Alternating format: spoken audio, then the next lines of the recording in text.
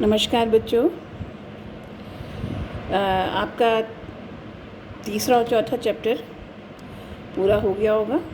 उम्मीद करती हूँ सारे प्रश्न आपने कर लिए होंगे, और फिर भी अगर किसी प्रश्न में कोई समस्या आती है तो आप मेरे व्हाट्सएप नंबर पर मुझे सेंड करके वो क्वेश्चन को पूछ सकते हैं।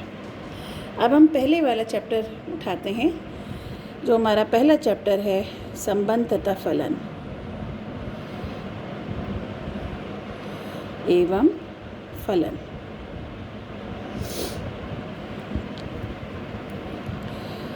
संबंध और फलन के बारे में हम क्लास 11th में भी पढ़ चुके हैं। क्या होते हैं संबंध और फलन, इसको मैं एक बार फिर से रिमाइंड कराती हूँ, आपको रिवाइज कराती हूँ। और शुरुआत करते हैं हम कार्तिक गुणनफल से, दो सेट्स का A क्रॉस B। अगर A और B कोई दो अरिक्त समुच्चय है, यानी कि दोनों में से कोई भी फाई सेट नहीं है, तो A क्रॉस B क्रमित युग जो A क्रॉस B कार्तिक गुणनफल कहलाता था सेट्स का, यानी समुच्चयों का। और ये रिप्रेजेंट होता है, या इसका परिभाषा जो है वो है AB, जहाँ A सेट है, A मेंबर है A का, यानी एलिमेंट है, अवयव है A का, और B अवयव है B का। तो लास्ट ईयर हमने A क्रॉस B के बारे में पढ़ा था, और वहीं हमने फिर संबंध के बारे में पढ़ा था।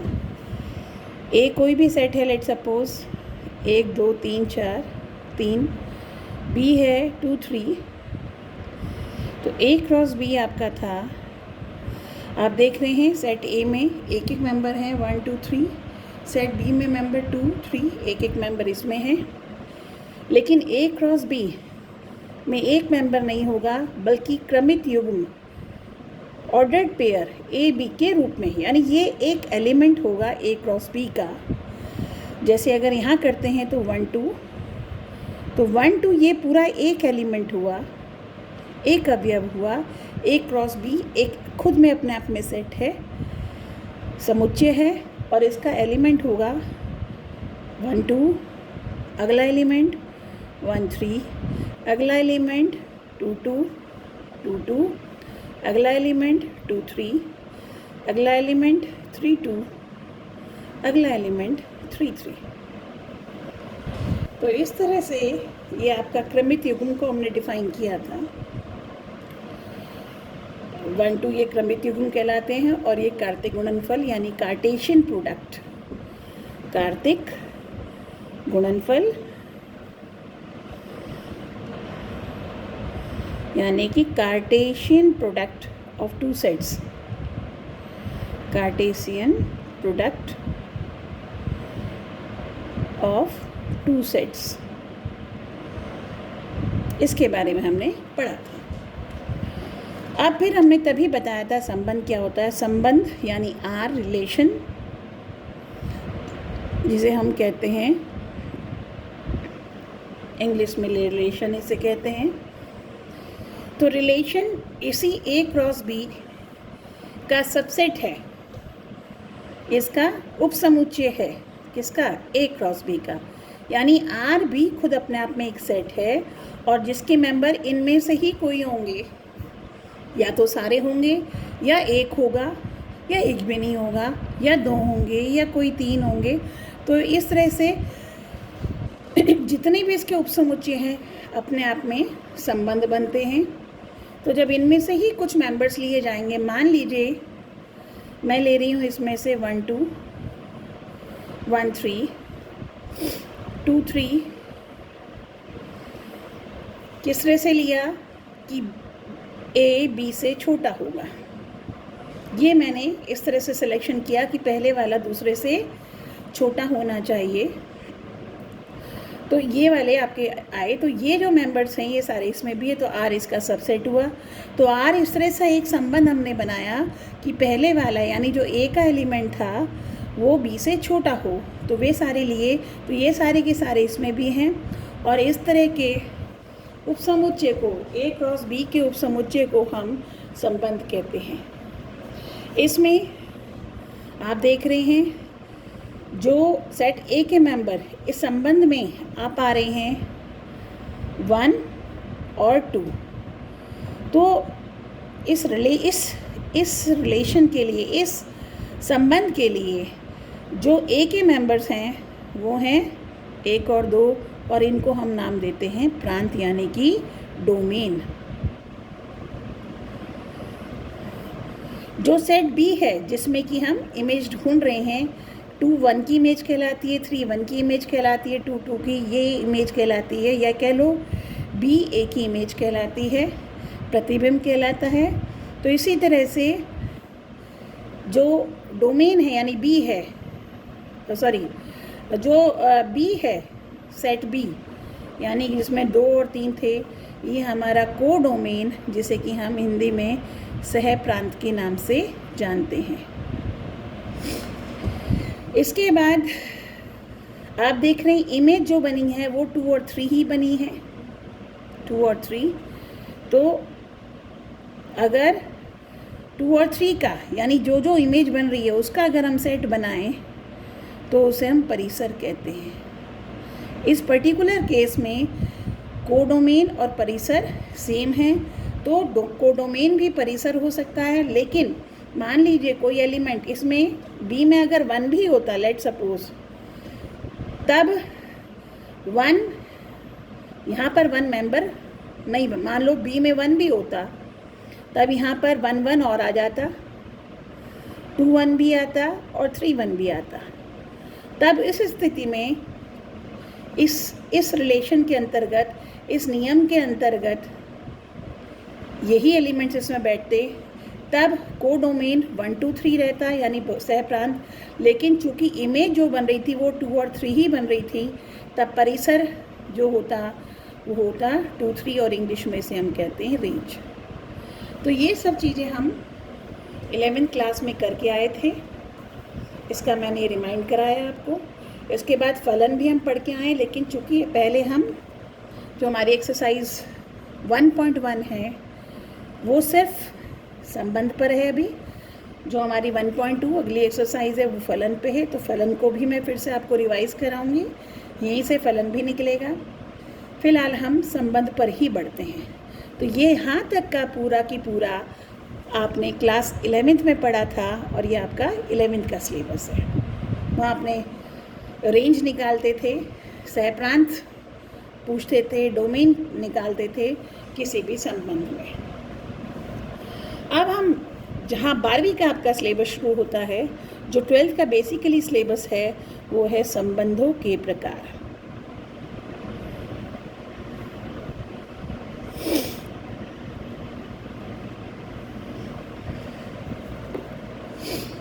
संबंधों के प्रकार, सबसे पहले रिक्त संबंध।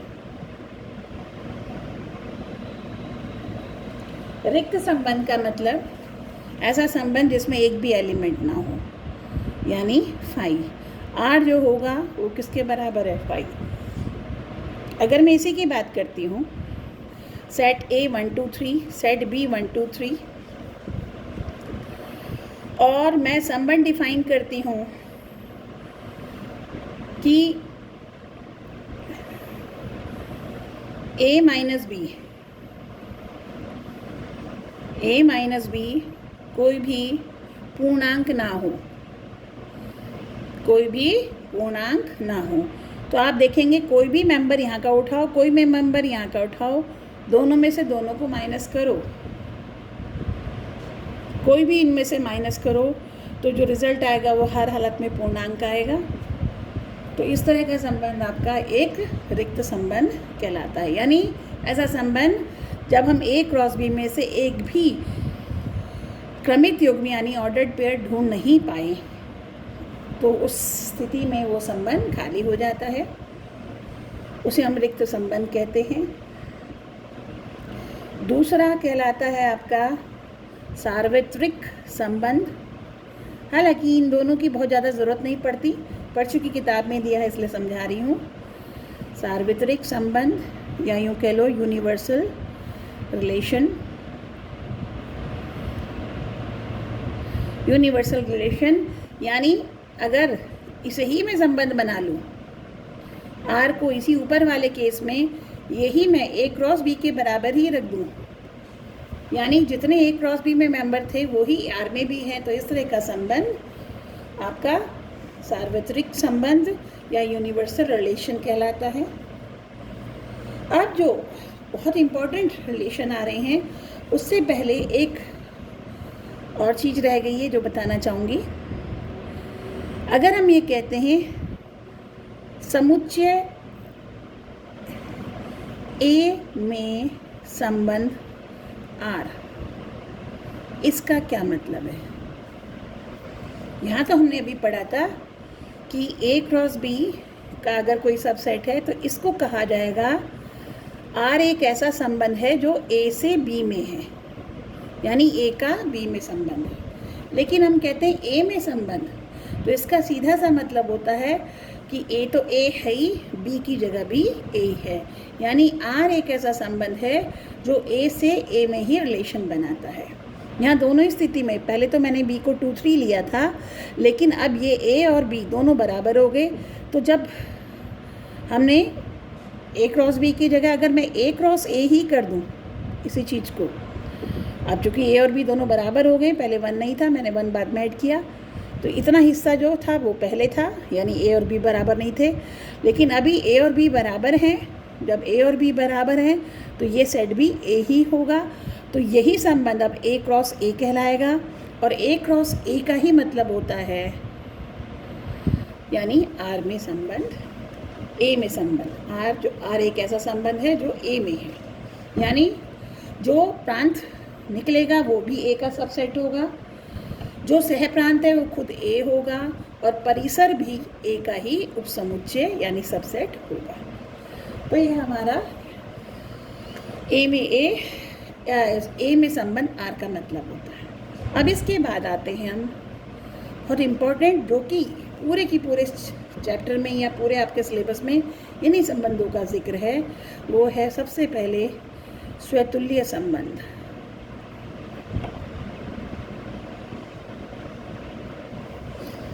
स्वतुल्य संबंध का क्या मतलब होता है कि यदि आर एक ए में संबंध है,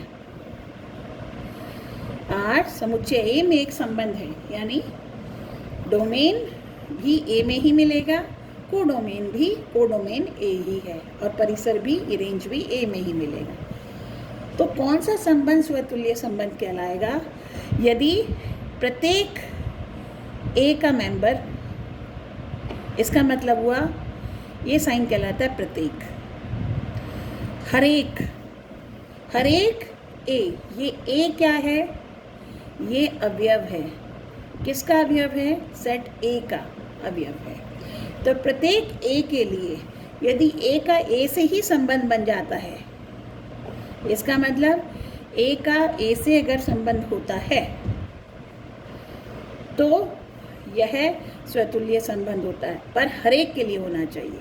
जैसे मैं ही पिछला एग्जाम्पल लेके चलती हूँ, ए क्रॉस बी मैंने यहाँ एक आर सेट बनाया और ए में मेंबर थे 1, 2, 3, और यहाँ भी ये ए 1, 2, 3 हो गया, और रिलेशन हमने लिया था ए लेस देन बी। तो आप देख रहे हैं ए में मेंबर 1, 2, 3 है, पर ए का 1 से कोई रिलेशन नहीं, यानी 1, 1 इसमें आर में नहीं है, 2, 2 भी आर में नहीं है, 3, 3 भी आर में नहीं है। अगर ये तीनों इसमें होते, अगर 2 भी होते तब काम नहीं चलेगा, 1, 1, 2, 2, 3, 3, अगर तीनों इसमें होते तो हम कहते ये संबंध स्वतुल्य है। अर्थात ए कहाँ होना चाहिए? आर में होना चाहिए। कोई एक ए के लिए नहीं, ए में जितने भी अवयव हैं, ए के जितने भी अवयव हैं, ये बहुत इंपॉर्टेंट पॉइंट है कि ए के जितने भी अवयव हैं उनसे अगर संबंध होता है तो वह एक स्वतुल्य संबंध कहलाता है। अगर यही संबंध को, अगर मैं इसी संबंध में a इज़ लेस देन और इक्वल टू b कर देती, यानी पहले वाले का मेंबर दूसरे से छोटा हो या फिर बराबर हो, अब अगर मैं इक्वल कर देती तो अब इसमें 1, 1 भी आ जाता, 2, 2 भी आ जाता, और 3, 3 भी आ जाता। तो 1, 1, 2, 2, 3, 3 अगर, तो a लेस देन b अगर देखा जाए स्वतुल्य संबंध नहीं है, लेकिन अगर इक्वल टू भी लगा देते तो यही स्वतुल्य संबंध बन जाता है। फिर आते हैं हम दूसरे संबंध पर। ये कहलाता है आपका सम्मित। स्वतुल्य को इंग्लिश में हम कहते हैं रिफ्लेक्सिव रिलेशन। रिफ्लेक्स या रिफ्लेक्सिव रिलेशन। नेक्स्ट आता है सम्मित संबंध, मतलब सिमेट्रिक रिलेशन। सिमेट्रिक रिलेशन मतलब for all A B belongs to R. मतलब आर एक रिलेशन हमने डिफाइन किया था, ए बी आर में यदि है, हर एक ए बी आर में यदि है, for all A be in are, तो यदि बी ए भी इनका उल्टा भी आर में है तो यह एक सम्मित संबंध कहलाता है। जैसे कि आप देख रहे हैं यहाँ पर 1-2 तो है, पर 1-2 का उल्टा 2-1 इसमें नहीं है, तो इस तरह से ये सम्मित संबंध नहीं है। सम्मित संबंध का जो एग्जाम्पल आपको दे रखा है किताब में वो आप समझिएगा, और जब क्वेश्चंस आएंगे तब मैं क्वेश्चन समझाते हुए आपको सम्मित संबंध के और भी उदाहरण दूंगी। फिर तीसरा आएगा आपका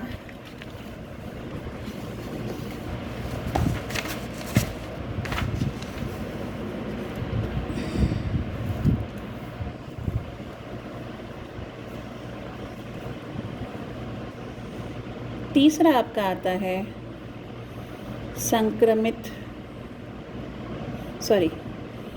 संक्रामक संबंध, यानी ट्रांजिटिव, इंग्लिश में ट्रांजिटिव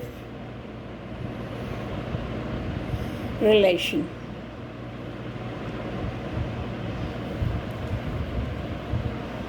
इसमें क्या होता है, यदि ए बी आर का मेंबर है और बी सी भी आर का मेंबर है, यदि ये दोनों स्थितियां संतुष्ट होती हैं, और तब आप पाते हैं, यदि अगर आप पाते हैं कि ए सी भी आर में है, तब आर एक संक्रामक संबंध होता है, अदरवाइज नहीं।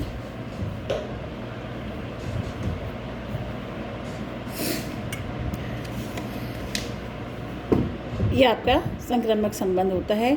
यहाँ खास बात ये दो कंडीशन यदि सेटिस्फाई होंगी और तब ये रिज़ल्ट आ रहा है तो संक्रामक, और ये दो कंडीशन सेटिस्फाइड हो रही हैं, मीट कर रही हैं, और ये नहीं मिल रहा तो ये संक्रामक नहीं। लेकिन अगर ये कंडीशन ही नहीं बन रही किसी क्वेश्चन में तो फिर वो एक संक्रामक ही कहलाता है, यानी इस चीज़ का मना होने पर वो संक्रामक नहीं कहलाएगा। इसको भी हम क्वेश्चंस के साथ करेंगे। एग्जाम्पल्स आपके सारे सॉल्व हैं किताब में, आप उसे पढ़िएगा, बहुत अच्छे से वो एक्सप्लेन है। मैं इसी को ही आपकी जब एक्सरसाइज की क्वेश्चंस को समझाऊंगी एक एक करके, तब आपको ये बहुत क्लियर होता चला जाएगा। अगर कोई कोई रिलेशन यानी संबंध स्वतुल्य भी हो, सम्मित भी हो और संक्रामक भी हो,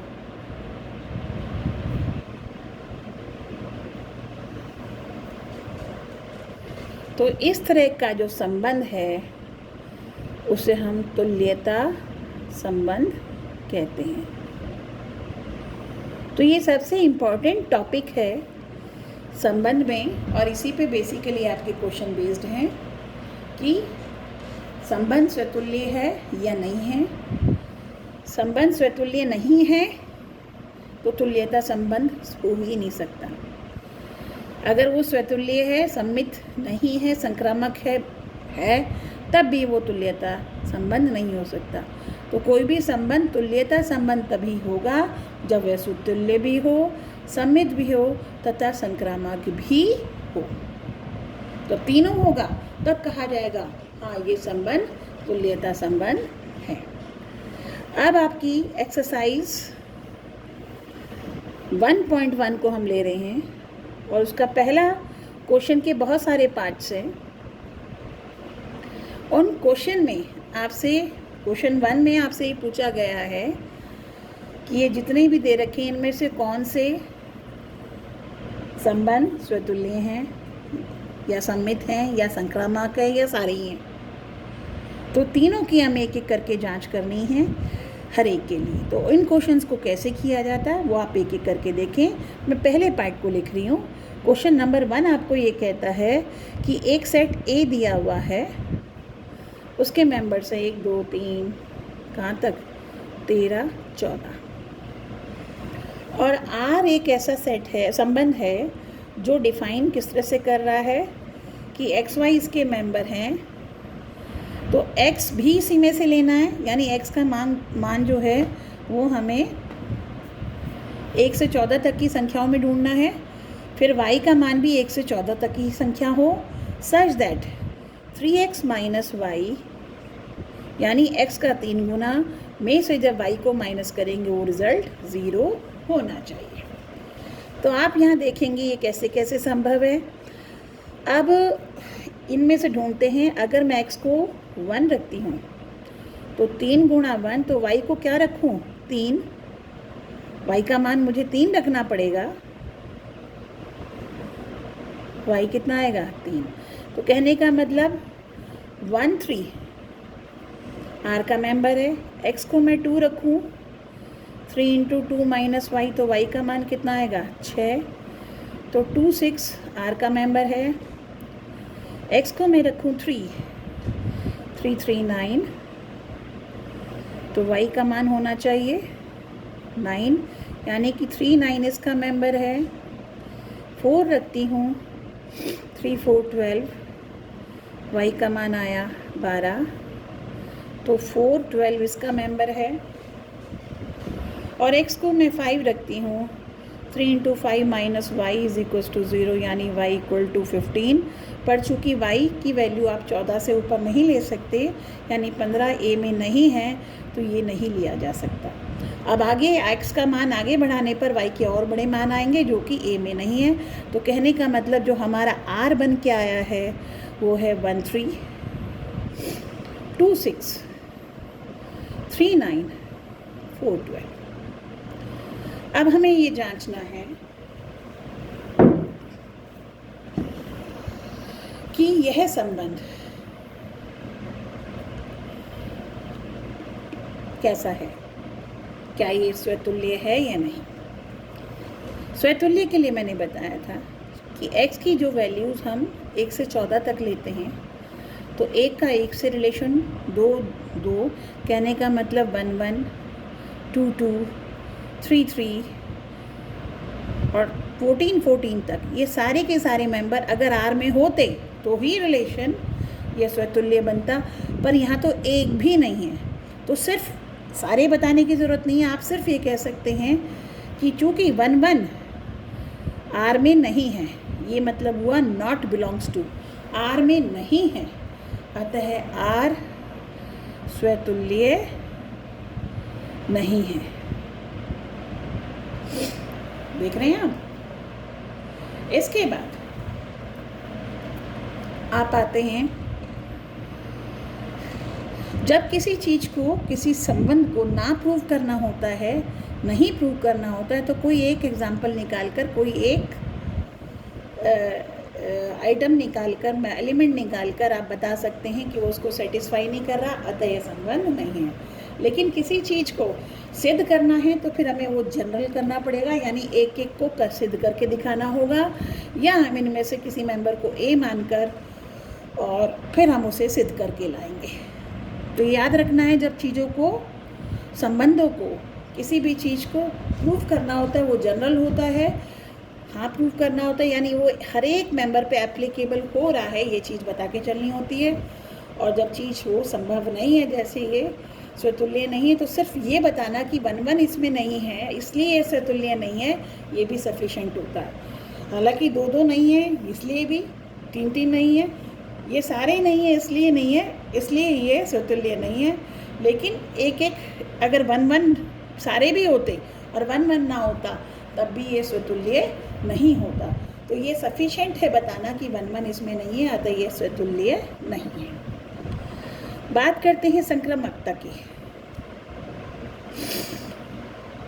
सममिति की। तो सममिति में आप देख रहे हैं 1 3 है पर इसका उल्टा 3 1 नहीं है, या 2 6 है इसका उल्टा 6 2 नहीं है, या 3 9 है इसका उल्टा 9 3 नहीं है, या 4 12 है इसका उल्टा 12 4 नहीं है। तो यहाँ तो एक भी केस ऐसा नहीं मिल रहा जो सममितता को प्रूव करे। तो हमें तो सिर्फ एक ही बताना है। तो आप सिर्फ इसमें ये बता सकते हैं, चूंकि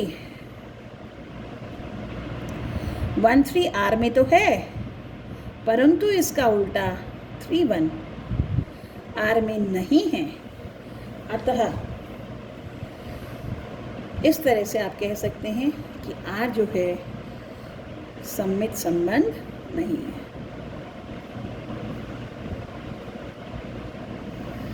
तीसरे पर आइए, आप देख रहे हैं संक्रामकता। पहला मेंबर है 1 3, 3 से स्टार्ट होने वाला कोई मेंबर है, ये रहा 1 3 है और 3 9 है। आप कहेंगे चूंकि 1 3 R में है और 3 9 भी R में है, क्योंकि हमने बताया था क्या होता है संक्रामकता, कि अगर A भी R में हो और BC भी R में हो, तब यदि AC भी R में होगा तो वह संक्रामक संबंध कहलाएगा। लेकिन यहाँ 1 3 भी है और 3 9 भी है। अगर A की जगह मैं 1 लूँ, B की जगह मैं 3 रखूँ, C की जगह 9 रखूँ, तो 1 3 है 3 9 है पर 1 9 नहीं है। तो आप ये कहेंगे 1 3 R में है एंड 3 9 भी R में है, परंतु 1 9 R में नहीं है, अतः R एक संक्रामक संबंध नहीं है। तो आप देख रहे हैं ये ऐसा संबंध हो गया जो न स्वतुल्य है, न सममित है और ना ही संक्रामक है। तो ये आपका पहला पार्ट था और अगले वीडियो में मैं इसके और पार्ट भी आपको भेजूंगी। तब तक आप इतना समझें और सारे के सारे एग्जाम्पल्स करें। Thank you.